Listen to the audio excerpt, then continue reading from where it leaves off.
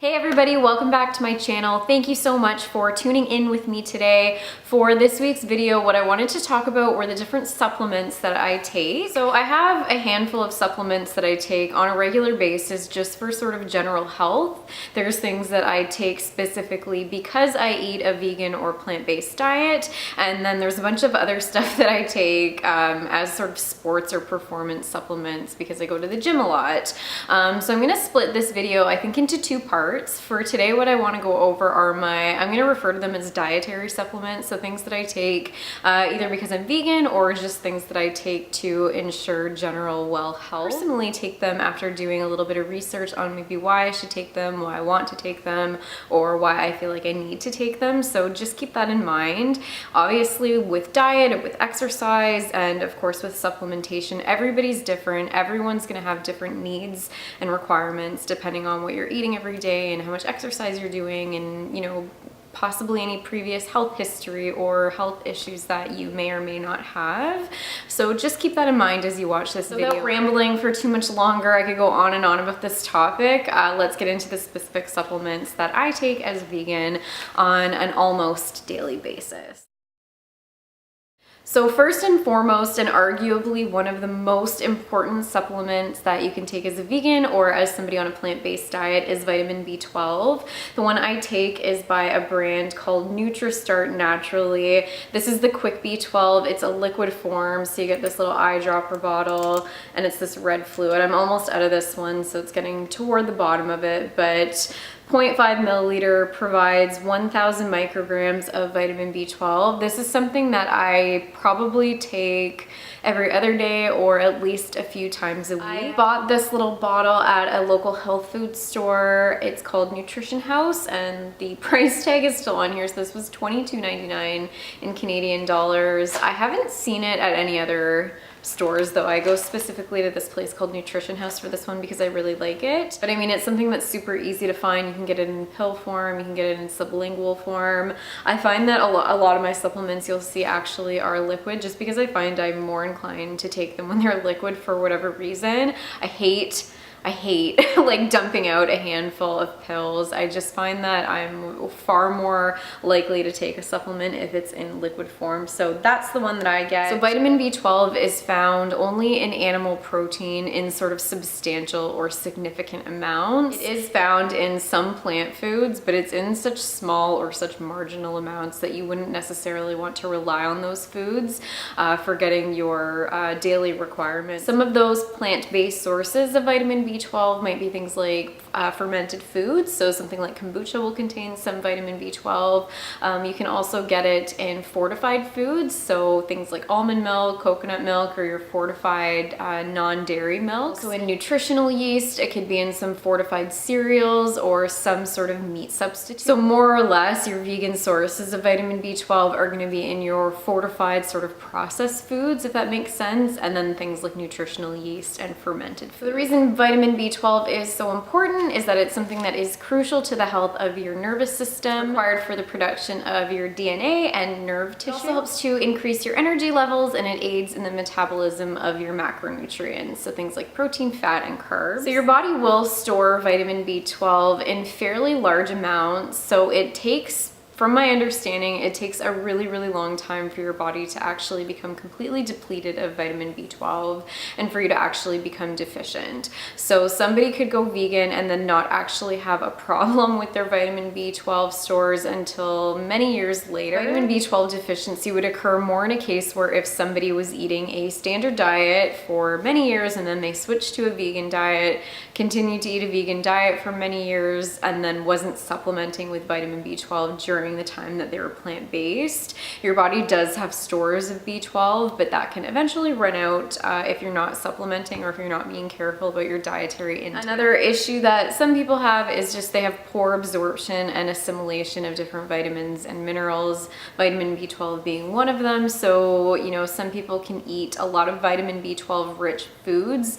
They could, still be eating a standard diet. They could still be eating a lot of animal products and just have issues absorbing the B12. B12. So in those cases, supplementation in quite large amounts can be necessary, or sometimes those people actually have to have injections. If you're vegan or vegetarian, or if you're following a plant-based diet, eating minimal animal products, I really recommend that you supplement for vitamin B12. It is also a good idea to be sort of mindful of, you know, where you might be getting it in your diet. I know that I always purchase the fortified soy milk or almond milk. There's a little bit of B12 in there. I try to include nutritional yeast in different meals that I'm eating. I drink a lot of kombucha and I eat a lot of fermented foods. So I know that I'm getting some B12 from my diet, but if it's not enough, of course, I always have my B12 supplement. I'm actually drinking a Rise kombucha right now.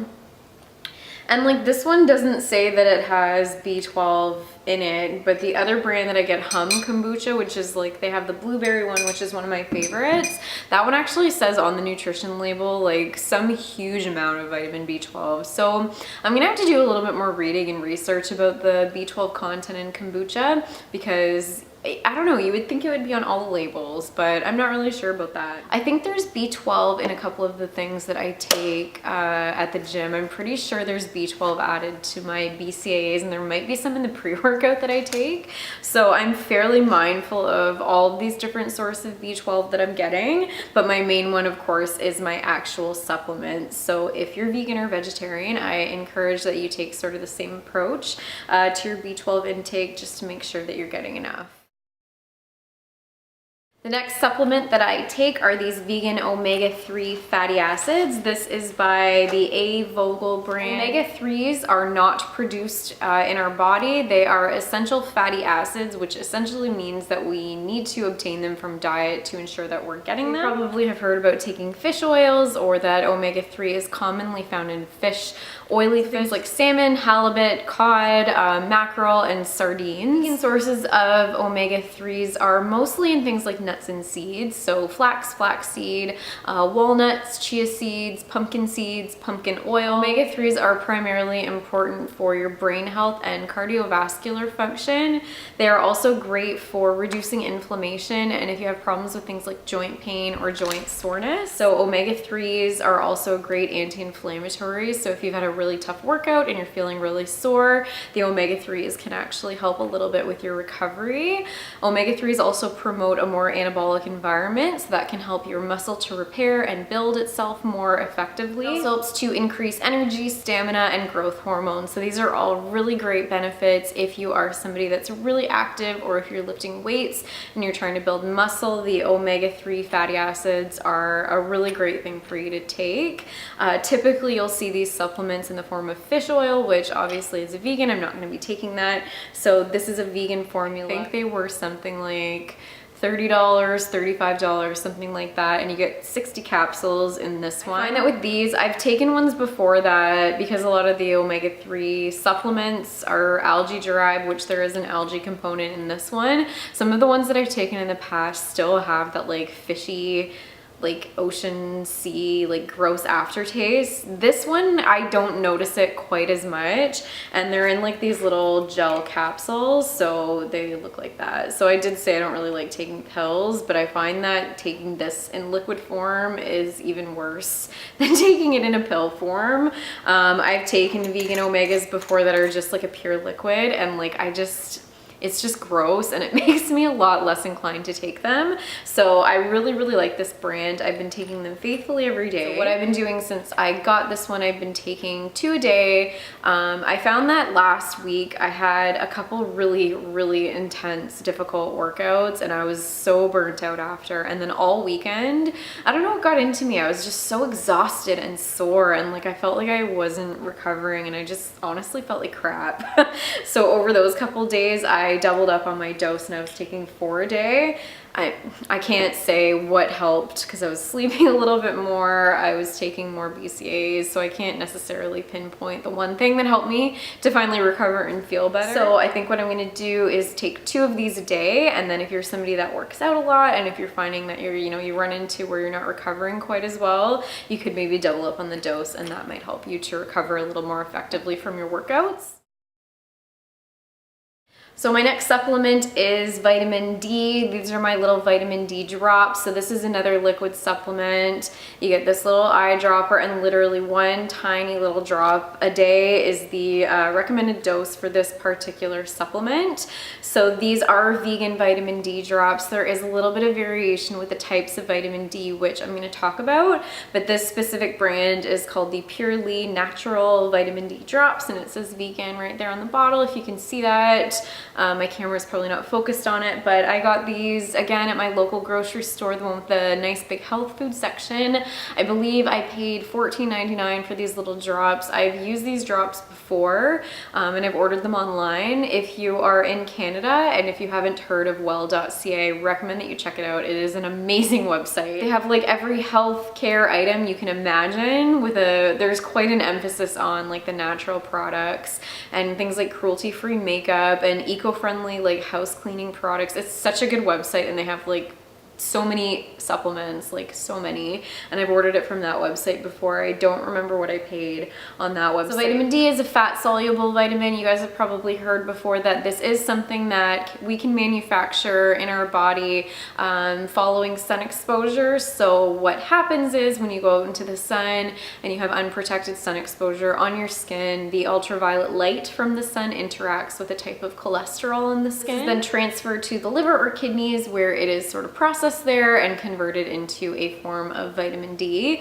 Now, I mentioned very briefly a minute ago that there's two different types of vitamin D. So there's vitamin D3, which is an animal source. So things like egg yolks, butter, dairy products. So that's vitamin D3. Vitamin D2 is the vegan form, or the plant sourced form, which would be found in mushrooms, dark leafy greens, fortified non-dairy milks, and fortified cereals. Now, there aren't a ton of food sources of vegan vitamin D or vitamin D2. Now, vitamin D2 may not have all of the exact same functions in the body as vitamin D3, but based on what I researched and some of the reading that I did, is that if you are vegan or vegetarian and you're generally in quite good health, that taking a vitamin D2 supplement should be okay in most healthy individuals. So this might be something that you choose to talk to your doctor about if you're concerned. For myself, the reason I take it is because I'm super fair skinned. I'm very sensitive to sunlight, and I really don't get a lot of sun exposure.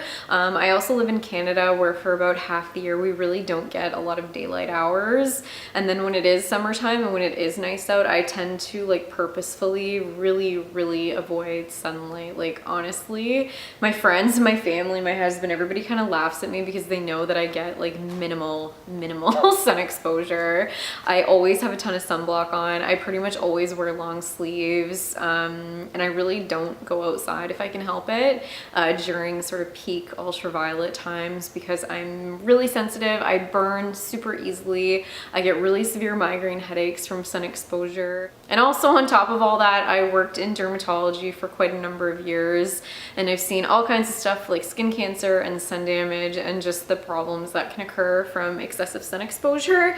So for all of those reasons, I personally choose not to get a lot of sun exposure. So I take my vitamin D supplement because I would probably be someone that is at more of a risk for having a vitamin D deficiency. The really important thing about vitamin D is that it helps your body to absorb calcium. So the two things together are really important for your bone health, for your dental health. So another thing for me personally that I find it extra important for me to get a little bit of extra vitamin D supplementally to my diet is that I do have a family history of osteoporosis, and I'm pretty small framed, which would put me at a little bit of an elevated risk for developing something like osteoporosis.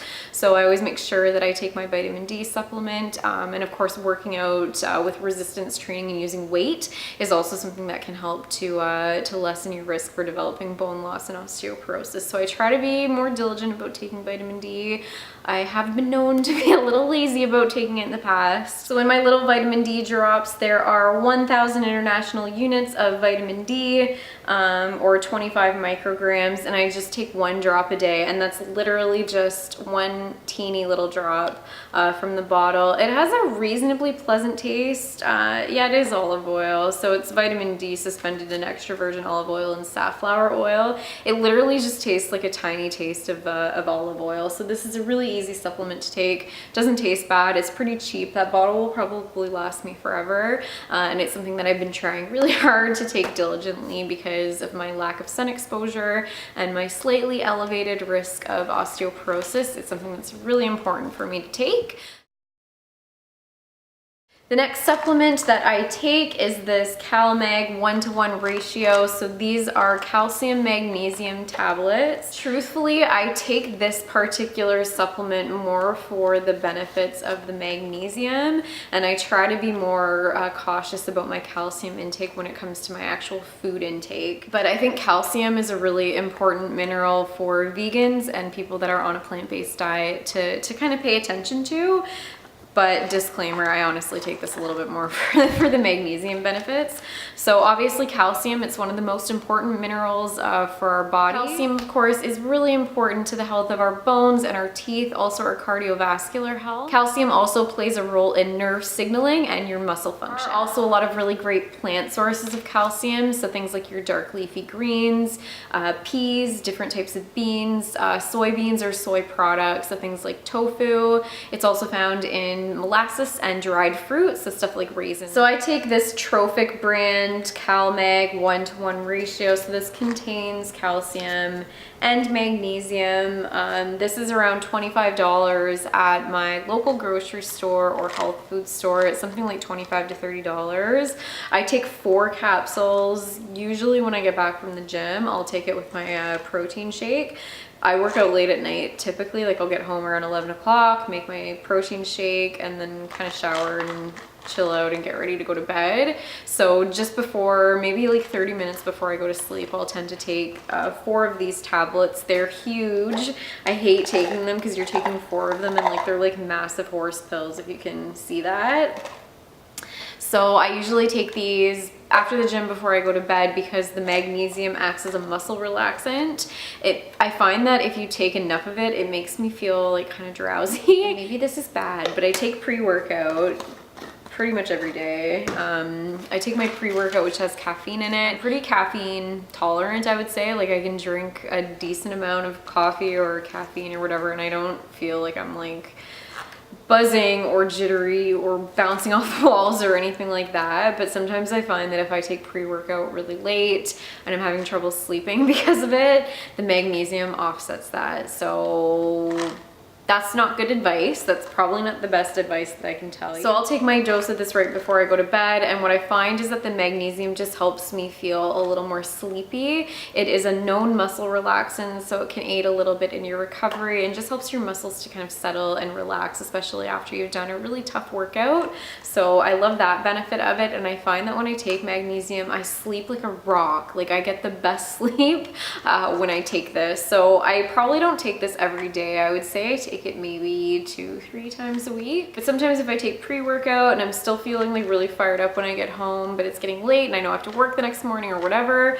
I just find that the magnesium helps to kind of relax me a little bit and get me ready to go to bed. And then of course I'm also having the added benefit of the extra calcium being another thing too is that I mentioned earlier about the fact that I might be at a little bit more of a risk for developing osteoporosis. Hopefully not, but that's always kind of in the back of my mind, being a very small framed female, and I do have a family history of osteoporosis and bone loss. That's something that I always kind of have in the back of my mind. I be mindful that I'm getting a lot of calcium from my diet and I'm eating a lot of calcium rich plant foods, but I take my magnesium, I get the sort of sleepy, relaxing benefits of it, and then I'm getting a little extra calcium in there as well. So I really like this supplement. So this video is probably getting really long. I have 2 more supplements to go over. I'm just reaching over to grab my next one, which is liquid iodine. This is something that I used to be really diligent about taking, and then I didn't really take it for a while, and I've just recently started taking it again. So this is the same brand as the CalMag that I take, and this is the Trophic brand liquid iodine. So the instructions here say to take 1 drop, which I do daily with a glass of water, or as directed by a healthcare practitioner. So iodine is a really important trace mineral for your thyroid health. This is something that your thyroid uses in its ability to manufacture hormones. It's also something that's important to your body's metabolism and its ability to sort of use energy. So these hormones are really important to your growth and development. They're important for protein synthesis as well as ATP production, which plays a role in energy metabolism. metabolism in the body. Sources of iodine include mostly seafood, so things like fresh ocean fish. It's also found in seaweed, in iodized salt, and in vegetables that are grown in iodine-rich soil. So it's hard to rely on plant sources for iodine unless you're consuming iodized salt, which I don't really use in my cooking. I tend to use more like Himalayan pink sea salt. And these are things that are not, it doesn't say like iodized on the label. So I do use sea salt, which may contain some degree of iodine, but because it doesn't say like iodized salt on it, it's hard to rely on that to ensure that you're getting enough. And of course, you don't want to compromise your thyroid function. So I do take a supplement of that, which is 1 drop per day. It has a really like funky metallic kind of taste, but it's manageable. It's not completely disgusting. It's just sort of like a weird off-putting taste. Pretty cheap. It was around $12, I think, at my local health food store, grocery store, whatever. And I just take that 1 drop daily, or honestly, it's probably closer once every couple days, with a little bit of water, and that's the iodine supplement that I take. Now, the last supplement that I take regularly on a regular basis, I don't think I mentioned before, I have like a huge drawer in my kitchen, like full of supplements. Like, I don't know what it is. I buy them and I think it's like fun and I want to try them and I want to take them all, but then I like never take them. So the ones that I mentioned today are the ones that I do really diligently try to take as frequently as I can, if not daily, then once every couple days, or at least several times per week. I try really hard. I'm not the best at taking supplements, but these are not really the only things that I take. Once again, I have a drawer full of stuff that I'll take like periodically, but honestly, if I were to include every single thing I've ever bought, this video would go on for way too long. So the last main dietary supplement that I want to mention for today are my probiotics. So I buy the Now Food Probiotic 10. This is a 25 billion bottle of probiotics. These are a vegan or vegetarian source. Probiotics are a type of bacteria. They're typically grown on a dairy source. So not all probiotics are technically vegan. Some of them may have been grown on a dairy source or cross-contaminated with a dairy source. So I buy this brand specifically because it is labeled as being vegan. Probiotics are super helpful for your digestion, assimilation of nutrients, and eventual sort of elimination and detoxification. So they're really good for your digestive health. It helps to promote a sort of community or environment of healthy gut flora in your intestinal or digestive tract. So it helps keep your intestine full of healthy, beneficial bacteria so that you can effectively use and digest food. Probiotics are also thought to help with immune health and different skin issues. So I originally actually started taking probiotics because I was having a little bit of issues with acne breakouts. I never really got like the super severe like red pustular inflammatory acne, but I would always get these like little bumps on my forehead or like the odd breakout here and there, which I hardly ever do now. My skin's been great, touch wood. But initially I actually started taking probiotics because I was hearing mostly anecdotal, stories about people taking probiotics and their acne clearing up, and I found that that did really help. But then I also found that like, I don't know, my digestion, just everything felt so smooth, and like my stomach always felt like flatter and tighter, and I wasn't really having issues with like bloating or any digestive sort of issues. So that's really why I stuck with taking it, because I did honestly notice a difference that way, and my skin's been great. So probiotics, I take these once every few days. I don't take them every single day because I can almost have the opposite effect if I take them too much, where it seems to disrupt my digestion. Like, I don't know if that's psychological or not, but I do find that if I take them without fail every single day, it's almost like too much. So I try to take these maybe once every 2 to 3 days, and I do eat a lot of fermented foods. I eat a lot of sauerkraut and kombucha, which are also really great sources of probiotics and live bacterial cultures. These are a little more on the expensive side for a supplement, but it's something that I kind of take on an as-needed basis. So I try to always make sure that I do have a bottle of it in my fridge. I ordered this specific one from well.ca. That's That's the website that I mentioned a little bit earlier. They are $39.99 and you get 50 vegan capsules. The other thing about probiotics too, there's like many different strains. There's many different types of bacteria, and I think certain bacterias are better for certain things. So it might be a case of finding one that works well for you, that makes you feel good. For me, it's this Now Foods Probiotic 10, and I really love these. I've been taking this specific supplement for a number of years now, and I will likely always continue to take it. So that is pretty much it for part 1 of this video. Hope it was helpful. I should have mentioned earlier, I'm by no means an expert in any of this stuff. Fun fact about me, I'm actually taking a holistic nutrition course right now, and I'm learning a lot. I'm learning even more than I already know about all this kind of stuff, and there's a lot of great information. So I did use a couple of my school books to compile some of the facts about the different vitamins and minerals that I mentioned in today's video, and I used a couple internet sources for that information as well. So I'm going to list those sources in the description box below, as well as some links to these specific products if these are things that you think you're interested in trying or taking as a supplement. Once again, I can't say this enough, please talk to your doctor or healthcare practitioner before you start with any new supplements. Don't just take advice from random people on the internet. I'm just here to tell you what works for me and what makes me feel good, and what sort of gives me that little extra insurance policy that I'm getting everything I need as somebody that follows a vegan or plant-based diet. So hope this video was helpful to you. Stay tuned for next week. I'm going to be talking about my sports supplements, so stuff that I take to aid in my gym performance. So quick little intro to that. I lift weights 5 days a week with an emphasis on sort of strength building, so I tend to work in a little bit of a lower rep range with heavier weights, and I try to train to failure. So the supplements that I take are things that are going to help me with my performance in the gym and also my recovery after the fact. So I'm going to record that one next week and hopefully edit it, and it will be posted a week or 2 from now. But that's pretty much it. Hope you guys have a great day. If you're not already subscribed, I would love if you subscribe to my channel, and you can follow me on my social media, which is listed below. So have a great day, and I'll see you next week.